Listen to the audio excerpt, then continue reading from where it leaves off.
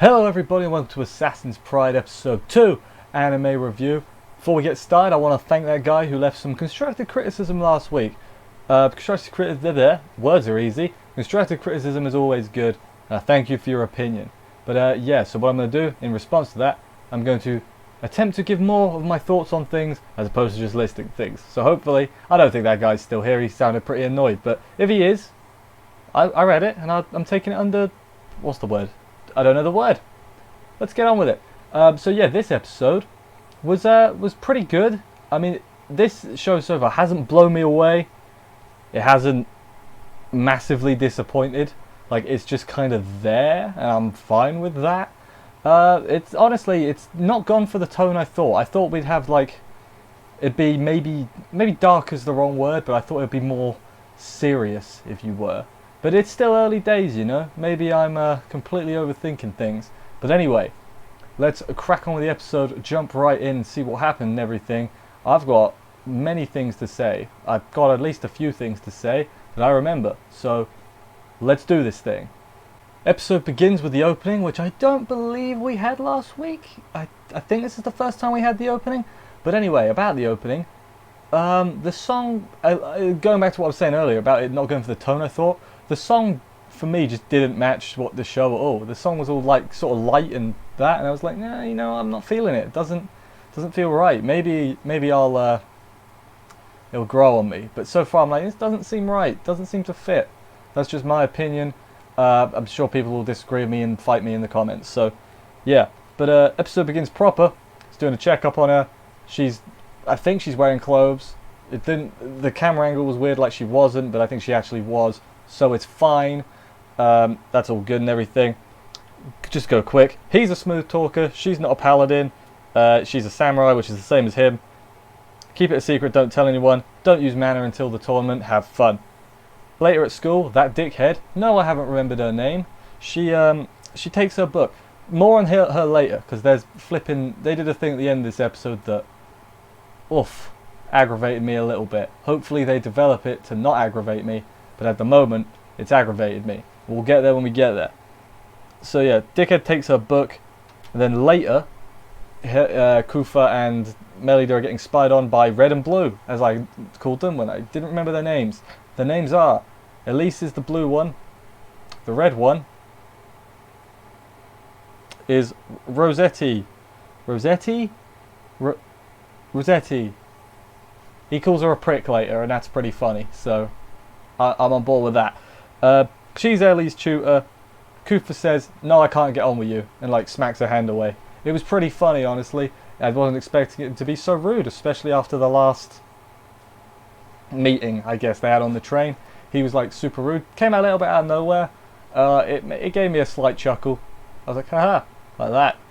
And then, so she's like, I guess she's sort of like I don't trust her, first of all. I think she's got, like, he had a second motive where he was going to assassinate her, but then he decided not to. I think this redhead one, she has also got a second objective that we don't know about. But again, I might just be paranoid. I don't know. We skip ahead to tournament day. Her dad's arrived. Her dad seems like a guy. I don't really get much of a read on him. She starts freaking out, old Melida. Dickhead is mean to her again and insults Kufa. After Kufa tells her to shut up, that was funny. When he's like, can I speak frankly for a moment? Yeah, sure. Die. Go die, basically. I was like, yes, Kufa. My man, you got this. Melida, yeah, doesn't like her insulting him, so then she gets fired up and everything. So, and then he says, like, don't care what she said. She doesn't get hyped for herself, she gets hyped for other people. In a way more better tone than what I said. He worded it a lot more sophisticatedly.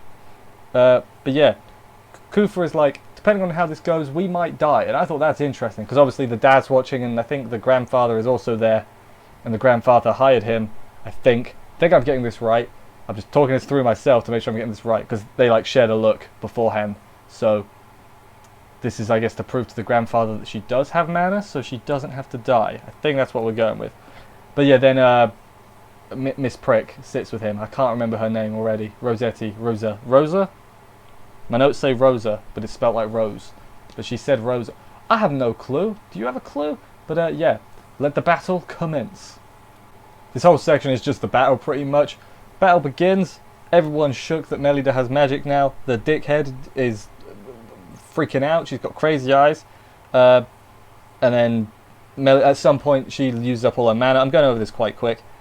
Dickhead starts crying and asks why she now got mana, and we get like that brief flashback to her being like, I'll be your friend.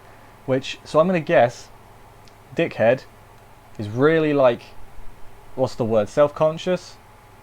Insecure is a better word, I think. So because Melida was weaker than her, because she couldn't use magic, that's why she kind of like picked her up and then started picking on her to make herself feel better.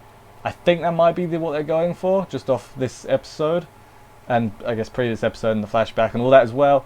I think that's what they're going for. That doesn't make it okay though, you know. Melida wins with a special move that she copied from Kufa, which she got from... She only saw him do it once and then she practiced it. So obviously she's maybe not a quick learner, but she is good at applying. She sees a thing, she's like, I'm going to do that, and then she does it. I mean, she practices obviously, but she does it, so that's good. I don't know if I said she won the match. Hooray, you did it, Melida. You won a thing. First time ever you won something. Congratulations, girl. You had a bunch of teammates. They all had different colour hair. I didn't catch any of their names. I don't think they had names, so they might be like side characters that may show up occasionally. But again, maybe I'm just wrong. Does he attend classes, Kufa? Because how old is he compared to her? I can't remember. Oh my god. I'd assume he's like 2 or 3 years older than her, but maybe I'm being an idiot. But anyway, last section, let's do this. After the match, before anything else happens, hug obviously, gotta do a hug. But then her dad shows up and is still unimpressed. He's like, keep doing good. Dickhead returns the book she stole, and now she's acting nicer. No, I'm not okay. If she starts being nice now, no, alright, let's not do that. Because it doesn't, and then Melida just accepts it, and it's like, yeah, it's fine. I forgive you for the months of torment you put me through. No, Melida, behave. Hold a grudge. Make her feel like dirt, like she did to you. I'm Team Melida on this one. I don't even know that dickhead's name, so you know. Elise, next match, Elise did really good. She won in like 13 seconds, I think they said. Good job, Elise. You know, like was she fighting Melida because they were on the same? They were both in the arena, or were they on the same team? I don't remember. I don't know the format. And then in the post credits, Bandage Guy figures out, or he's like, Melida, she's not a paladin, so I guess he's going to try and kill her and be like, Kufa, you were meant to try and kill her, and he's like, I have to kill you to silence you now. I think that might be where we're going with this. Yeah, that makes sense, because she had to be a paladin to survive but she doesn't know that, obviously. And so I think, yeah, Bandage Guy's going to try and kill her, Kufa's going to pretend they have to kill him to stay safe. Whether or not Melida will find out about all this, or Kufa might just do it in the shadows without her being aware of it. I think I prefer that second one. Have Kufa be all serious in the shadows, and Melida can have a happy school life in a way. Battle school life, obviously. And then eventually she'll find out and be like, you lied to me. And he'll be like, I didn't lie. I just hid the truth. There is a difference. But yeah, that was the end of the episode. As I said, I enjoyed it. The fight was fine. You know, there was no glaring animation fault that I saw. So I'm sure people are going to be like, actually, at this frame here, he didn't have an arm or something. But also, it didn't blow me away. It was just fine. It was, you know, it will be a serviceable thing to watch on a Thursday. It's not, I can't think of it doing anything that's going to pee me off completely. They haven't shown Naked Child yet, so that's good. But yeah, I enjoyed it well enough. I'm curious to see where it goes. I hope I'm right, because if I'm right, then I look like a clever person. But yeah, let's see where this goes next week. I will see you next week for another episode of this. Subscribe if you're not already for more reviews, because there's a lot of anime reviews in the world. I said that wrong, that's fine. A lot of reviews for the anime, because there's a lot of animes in the world. That's what I meant to say. Anime. Plural of anime is anime. I will see you next week for another episode of this. And bye, guys.